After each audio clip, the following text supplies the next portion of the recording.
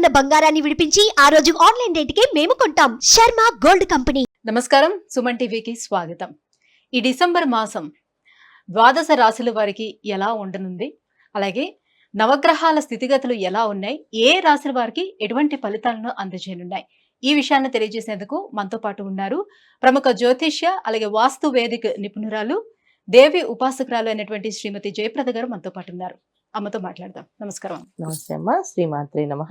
అమ్మ, ద్వాదశ రాశుల వారికి ఎలా ఉండబోతుందో తెలుసుకునే ముందు నవగ్రహాల స్థితిగతులు, ఏ రాశుల్లోని ఏ గ్రహాలు ఉన్నాయి, ఎటువంటి ఫలితాలను అందిస్తున్నాయో కొంచెం క్లుప్తంగా. సో గోచార ఫలితాల్లో మనం తీసుకోవాల్సిందంటే పెద్దగా మార్పు ఈ మాసంలో పెద్ద గ్రహాల మార్పు అనేది ఏం లేదు. ఎందుకంటే గోచారంలో అన్ని గ్రహాలు అలాగే ఉన్నాయి. ఒక రవి మార్పు తప్ప మిగతా అన్ని గ్రహాలు కూడా మార్పు అనేది లేకుండా ఉన్నాయి. కనుక రాశి ఫలాలు ఈ మాసంలో అందరికీ కాస్త మిశ్రమ ఫలాలు, కాస్త మెరుగైన ఫలాలు అని చెప్పుకోవాలి మనం అంతే. ఎందుకంటే ఈ మాస ఫలితాల్లో మనం తీసుకునే విషయాల్లో ఎక్కువగా ముఖ్యంగా తీసుకునే గ్రహాలు ఏవైతే ఉన్నాయో శుక్రుడు, తర్వాత రవి, కుజుడు, బుధుడు, ఈ 4 గ్రహాలు యోగించే లాభం కంటే కూడా కాస్తంత ఇబ్బంది పెట్టే పరిస్థితిలోనే ఉన్నాయి. సో వృషభ రాశిలో గురువు వక్రించి ఉన్నాడు మనకి, కర్కాటక రాశిలో కుజుడు, కన్యా రాశిలో కేతువు, తర్వాత వృశ్చిక రాశిలో రవి బుధులు కలిసి ఉన్నారు. డిసెంబర్ 2వ తారీఖు నుంచి మళ్ళీ ఆయన మకర రాశిలోకి వస్తున్నాడు శుక్రుడు. కుంభరాశిలో శని భగవానుడు, మీనరాశిలో రాహు. ఇది మన గోచారంలో ఉండే గ్రహస్థితి అంతా ఇలా ఉంది. అయితే ఈ గ్రహస్థితి ఇలా ఉండడానికి కారణం గోచారంలో ఉండే గ్రహస్థితి. అయితే ఈ మాసంలో మనం చేసుకోవాల్సిన ఏంటంటే, కార్తీక మాసం అయిపోయిన తర్వాత వచ్చేది మార్గశిర మాసం. ఈ మార్గశిరంలో విష్ణు ఆరాధన చేస్తూ ఉంటాం. సరే, డిసెంబర్ 16 నుంచి ధనుర్మాసం మొదలవుతుంది. సో శివారాధన, విష్ణు ఆరాధన, మళ్ళీ ధనుర్మాసం తిరుప్పావై వింటూ ఉంటాం. ఈ విధంగా పూజా పునస్కారాలు, దానాలు, ధర్మాలు చేసుకుంటూ వెళితే అన్ని రాసుల వాళ్ళకి అనుకూలంగా ఉంటాయి. ఎందుకంటే ఈ మాసంలో అంత చెప్పుకోదగ్గ ఫలితాలు కానీ, అంత బ్రహ్మాండంగా ఉండే యోగాలు కానీ ఏ రాశి వాళ్ళకి కనిపించట్లేదు. కాస్తంత ఇబ్బంది పెట్టే లక్షణాలే కనిపిస్తున్నాయి. కనుక మనం ఎక్కువ అవన్నీ మైండ్లో పెట్టుకోకుండా రాశి ఫలాలు వినడము, దాని దగ్గర పరిహారం ఏం చేసుకోవాలో అది మాత్రం తెలుసుకొని ఆ పరిహారం చేసుకుంటూ ముందుకు వెళ్తుంటే ఈ మాసం అలా గడిచిపోతుంది. అమ్మ, ధనుసు రాశి వారికి ఈ డిసెంబర్ మాసం ఎలా ఉండబోతుంది? వీళ్ళకి నవగ్రహాల అనుగ్రహం ఎలా ఉంది? తప్పకుండా నాన్న. సో ధనుసు రాశి వాళ్ళకి ఈ మాసం చాలా అనుకూలంగా, చాలా ఆనందంగా ఉంది వీళ్ళకి. ఎందుకంటే ద్వితీయంలో శుక్రుడు వీళ్ళకి, మకరంలో శుక్రుడు ఎప్పుడు కొనంటే యోగిస్తాడు బ్రహ్మాండంగా. ధనస్సు వాళ్ళకి ద్వితీయంలో శుక్రుడు అనేది, మకరంలో శుక్రుడు యోగం బాగుంటుంది. అలాగే ధనస్సు వాళ్ళకి ద్వితీయంలో శుక్రుడు ఇంకా బ్రహ్మాండంగా యోగిస్తాడు. అంటే శుభకార్యాలు, ఇంట్లో శుభాలు జరిగే అవకాశాలు, ఎప్పటి నుంచో ఇల్లు కొనాలనుకున్న వాళ్ళకి మంచి శుభప్రదమైన ఇల్లు కొనుక్కోవడము.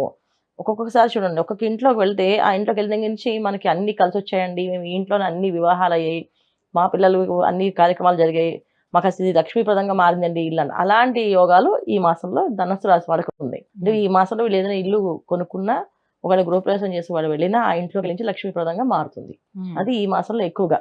అంటే ఇంటికి సంబంధించిన లోన్ వీళ్ళకి వచ్చినా సరే ఈ మాసంలో ఆ ఇల్లు వీళ్ళకి లక్ష్మీప్రదంగా అవుతుంది. గృహప్రవేశం చేసి చేయక్కలేదు, ఈ మాసంలో ఆ ఇంటి కోసం సంబంధించిన లోన్ తీసుకుని వీళ్ళు ఆ ఇంటికి కట్టారంటే ఇంకా ఆ ఇల్లు వీళ్ళకి లక్ష్మీప్రదంగా మారే అవకాశం ఎక్కువగా ఉంది. అంటే మరి వ్యయంలో రవి బుధులు ఉన్నారు కదా, వ్యయంలో రవి బుధుడు అంత ఇబ్బంది పెట్టేది ఏం కాదు. వ్యయ స్థానంలో పాపగ్రహాలు మంచివే మామూలుగా. సో బుధుడు వ్యయ స్థానంలో ఉండడం వల్ల ఏంటంటే కాస్తంత ఆలోచనలు మారుతుంటాయి. ఎలాంటి మార్పులు వస్తాయి? ఖచ్చితంగా ద్వితీయంలో శుక్రుడు ఏంటంటే కొంచెం ఆనందాన్ని, సుఖాన్ని, సంతోషాన్ని ఇస్తూ ఉంటాడు కదా. ఈ సుఖ సంతోషాల కోసం ఖర్చు ఎక్కువగా పెడుతుంటారు.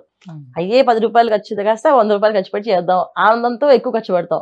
చాలా చూడండి, ఆనందంతో ఎక్కువ తింటుంటారు, ఆనందంతో ఎక్కువ ఖర్చు పెడుతుంటారు కదా. అలాంటి జరిగే లక్షణాలు ఎక్కువ బుధుడు ఇస్తాడు మరి, వ్యయ స్థానంలో బుధుడు ఉండడం వల్ల అలాంటి విషయాలు వీళ్ళు జరుగుతుంటాయి. తర్వాత ఏంటంటే మెయిన్ అన్నిటికన్నా తృతీయంలో శని భగవానుడు, తర్వాత రాహు. శని భగవానుడు 4వ ఇంట్లో రాహు. ఈ శని రాహువుల కలయిక ఏంటంటే నరదిష్టి, జనఘోష వీళ్ళ మీద పడుతుంది. ఎప్పుడైనా మంచిగా ఆనందంగా నవ్వుతున్నాం అంటే పక్క వాళ్ళు ఖచ్చితంగా ఏదో బాధపడుతుంటారు, వీళ్ళకి ఎలా వచ్చిందని చెప్పేసి.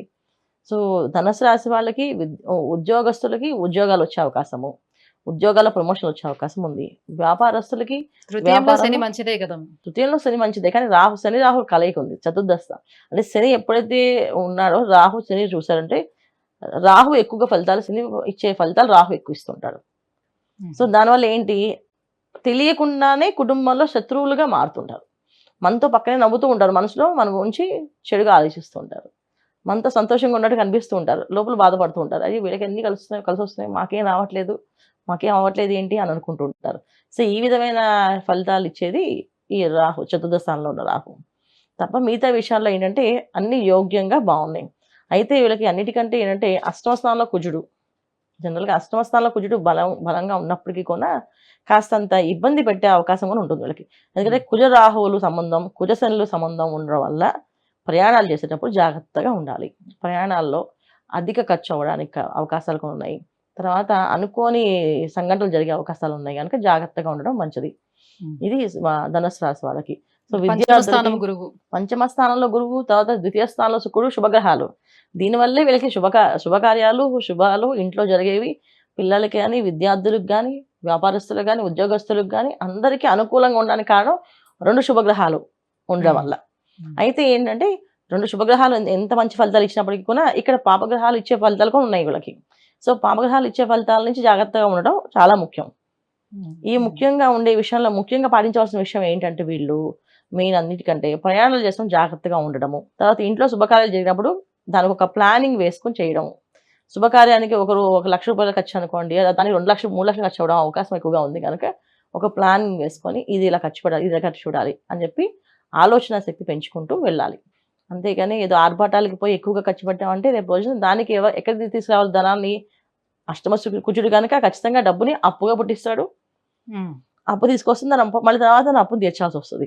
అలాంటి అవకాశం అంటే వీళ్ళ దగ్గర లేకపోయినా పక్క వాళ్ళ దగ్గర తీసుకొని వచ్చి మళ్ళీ ఇస్తారు, చేసేస్తారు ఖర్చు. ఆ ఖర్చు పెట్టిన తర్వాత మళ్ళీ చూసుకోవాలి. అందుకే ఖచ్చితంగా వీళ్ళు ప్లానింగ్ అనేది అవసరం.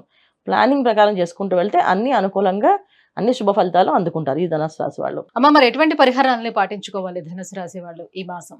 ఈ మాసం వీళ్ళు ధనుసు రాశి వాళ్ళకి ఈ మాసం ఏంటంటే మార్గశిర మాసం, ధనుర్మాసం వస్తుంది. లక్ష్మీనారాయణ ఆరాధన, లక్ష్మీనారాయణల పూజ, చక్కగా నిత్యము తిరుప్పాయ వినడము, పొద్దున్నే లేచి అందరికీ కుదిరితే చక్కగా దేవాలయానికి వెళ్ళడము, ఆ తిరుప్పాయ వినడము, కాస్త నైవేద్యాలు పెట్టడము, ఎర్లీ అవర్స్లో స్నానాలు చేస్తే చాలా చాలా అనుకూలంగా మారుతుంది.